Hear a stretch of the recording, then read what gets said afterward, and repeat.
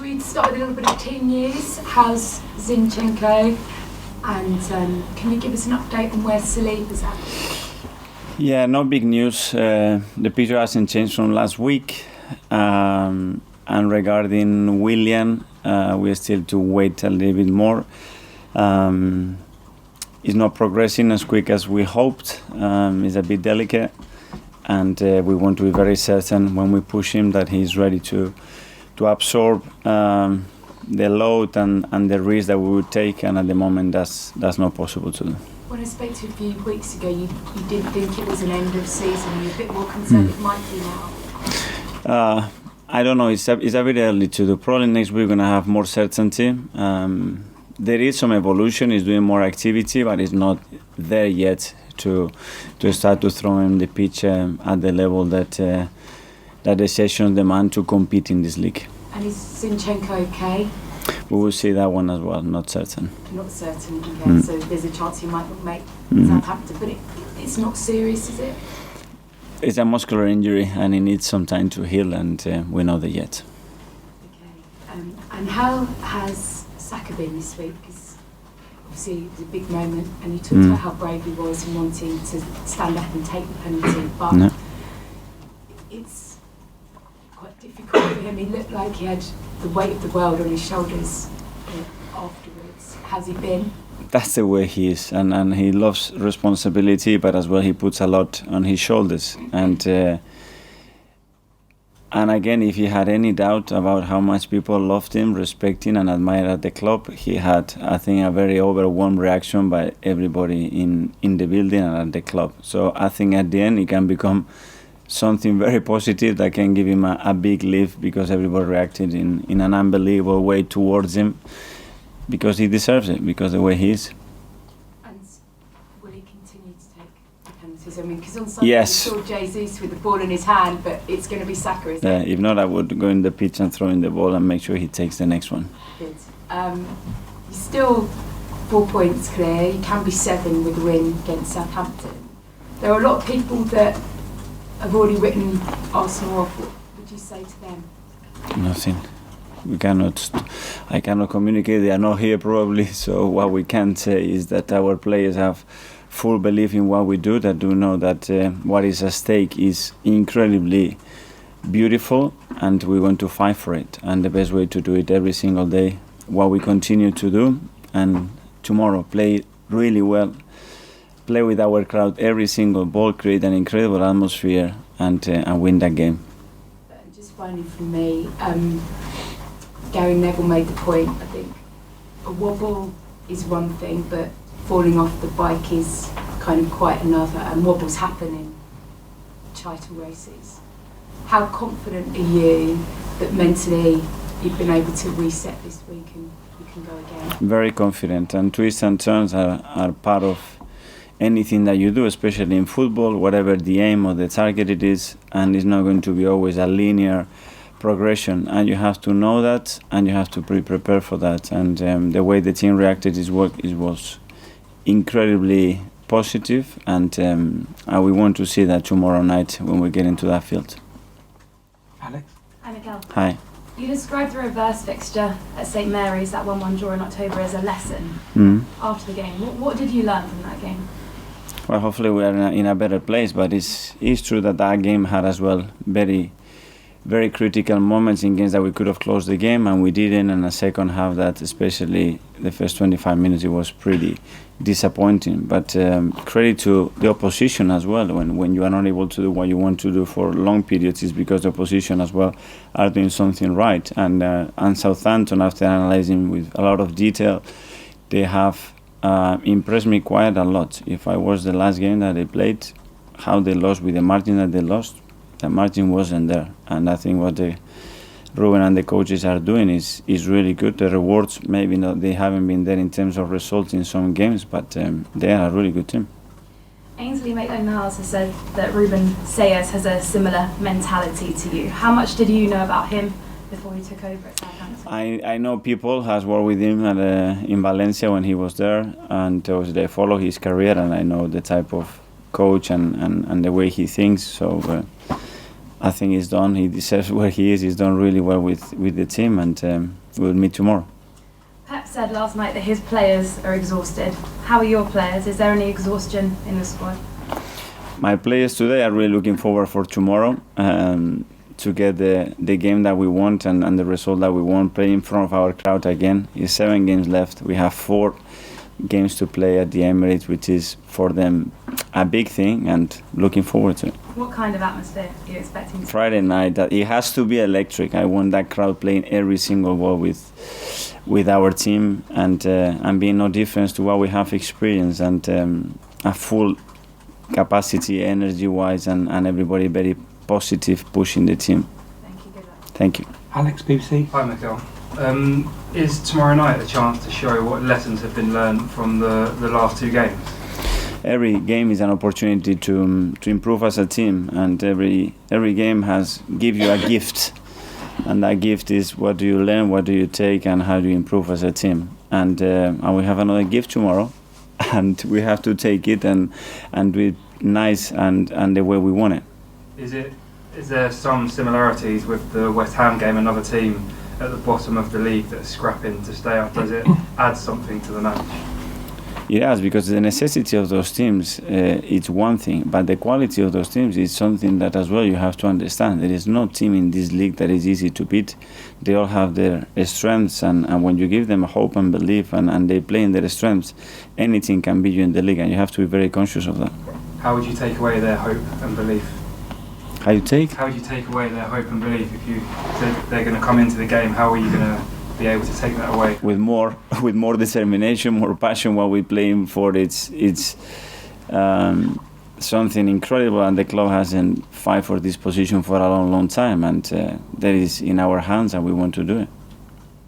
Ian, TalkSport. Hi Mikel, are you well? Very well. You said last week after the draw West Ham team were too nice. Now, I mean, you can coach things into players throughout the season, how to play football, but how do you coach maybe being a bit more nasty and a bit more... Well, they always maybe got too comfortable at some stage in the game, which is different. They know. I don't have to coach them because they said it straight away. And they know it's in the system, it's in their gut. And tomorrow we have to show it. Something is to say it, now it's time to show it. And when it comes to the similar position, react in a different way and be much more ruthless. I know you're not looking beyond tomorrow, but nearly everybody else is saying next Wednesday is the title decider. So how difficult is it for you to make sure your players are 100% focused on the job in hand without looking too far ahead? That's it. That's the conversation we had the other day, and nobody's talking about what's going to happen next Wednesday. We have to become really boring to everybody and be very repetitive and just focus on what we have to do this morning. That's it. I mean, each game as it comes. Sorry? Take each game. Each ball. Now it's each ball, not each day, each ball. So we can change a little bit. Last season, you were well placed to finish top 4, and the end of the season kind of fell away. How much did you learn from that to take into these last 7 games? Different scenario. I think that the season, the way the season unbuilt was very different as well. It's very difficult to compare, but every game brings you challenges and opportunities, and at the end is how you cope on the day, what you prepare, what you do. It's fine, but at the end you have to be able to do it in the moment. And finally, is this season right here, right now, been a success come what may? If you finish first or you finish second, would you say for you and for Arsenal, this has been a success? We are Arsenal Football Club. The success is judged in the last game of the season. Nick? Hi Mikel. With the injuries to Zinchenko and Saliba, obviously Rob Holding and Tierney playing more important roles. Can you just talk about those 2 players a bit, please, and their contribution now and for the rest of the season? The contribution is huge. First of all, the way behavior on the team, how patient they've been when they had to play, what they have produced in terms of performances, and now, they are playing more games, they are playing more minutes, they will continue to do so, and this is why you need top quality players with the right mentality to be ready when you need them in a way on the pitch, and when you are not using them that much on the pitch to contribute to the team in the right way. And those are 2 great examples of that. And what's their attitude like? Because Tierney, for example, is a born winner from all his time at Celtic. He must be quite useful to have around when you're trying to close out the title? Yes, they are both great characters. They are really lively around the place. They always bring that special energy to the team, and really happy to have them. Mark, Mikel. Just back on Bukayo.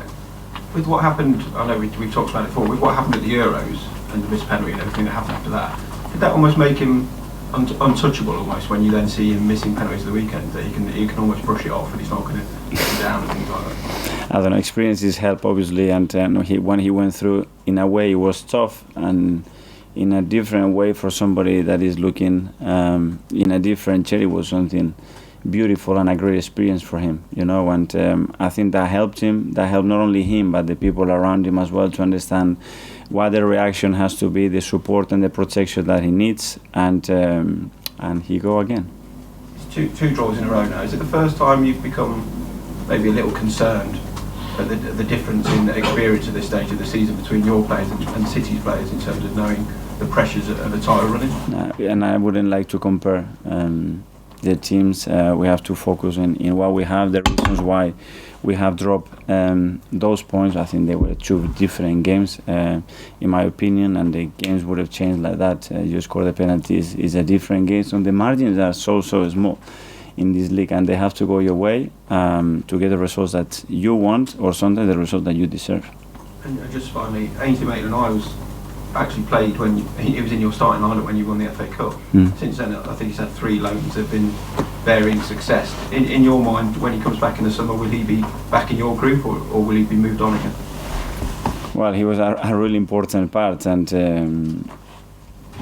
it's a player with incredible versatility that has played in many different positions, that at the end, for different reasons, some professional, some personal reason, he had to move around in the end. At the end of the season, we'll sit down and decide what the best thing for everybody to do to move forward. Charles? Okay, well, there's been a lot of sort of headlines and debate since the weekend, phrases like bottling it and cracking under the pressure. Do you think, given the achievements of what you've done so far this season, do you find that a little bit sort of disrespectful for the team? These are opinions at the end, and we have to respect that, and when you set the standards and expectations really hard, after you have to maintain them, and to win every single game in the Premier League is extremely difficult. It's not like you lost 5 games in the last 6 and you are in this situation. It's just you draw 2 matches and you play 2 very difficult fixtures away from home. But when you are there, everybody expects you to win, because the necessity to get the Premier League in this championship, you have to win almost every single game, and that's the demands, and you have to accept that. Just on Gabriel Jesus, I think that people were a bit surprised he came off against West Ham. Is he ready to play a full 90 minutes at the stage, or are you still easing him up to that? We will see, but we've been really careful as well, and obviously there have been some issues within that period when he was doing the final stages of the rehab, and we have to be really attentive. We have players as well that can change the game, that are fully fit, that probably deserve to play as well, and we have to be mindful of that. James? Mikel, Thierry Henry has been speaking this week in his punditry role, and he said that Arsenal as a team have been too emotional in the title race in recent weeks, and you don't win leagues by being emotional. Do you think that's a fair criticism? I don't know, it's just an opinion. I mean, you sort of said you want the team to be more ruthless, to kill games off. Is part of that taking the emotion out of the occasion, if you like? Well, you have to be. When you have big situation to score a goal, you have to put it in the net, because the margins are so small, and you have to defend much better than we did, especially the second goal and how the first one was produced. But these are as well individual situations that can happen in football. This is the first Premier League weekend, I think, in 6 where you play first against City. Is that an advantage this time? I don't know, in the last 6 weeks a lot of things had happened, and we play when the fixtures come, and we don't know what the other ones are playing, and we just have to focus on doing what we have to do and win our games. Do you have any issue with the scheduling? Because it's been week after week you've been playing second, and it looks from the outside as though that is a tougher thing to have to do. There is something there, but obviously our game is being moved as well. The Chelsea game is being moved. It's true that there is an FA Cup weekend right now, and things will turn around. So it's what it is. We cannot control a lot of the things, because it's down to the TV, sometimes the police as well, to understand what we can do. Were you frustrated that, in particular, that Chelsea game got moved? No, it's not frustration. You have to understand certain situations. We are not the only team as well, and you have to be fair on that. Mark? Hi, Mikel. Hi. Similar to Nick's point on the squad players like Kieran Tierney and Rob Holden, I guess is Emile in kind of a similar situation because he hasn't played in the last few weeks that often, but obviously proved last year how important he can be. So how's he kind of dealing with that, and how do you kind of feel his progression is going? Well, and he's pushing, and in football what you've done a year ago, a month ago is not is about what you do now, what you did yesterday and what you're going to do tomorrow, and the player has to have that mindset, and the contribution has to be now to the team to make us better and to make us win games. Do you feel it is there? He is there, very close to it, yeah. Thanks folks, that's the end of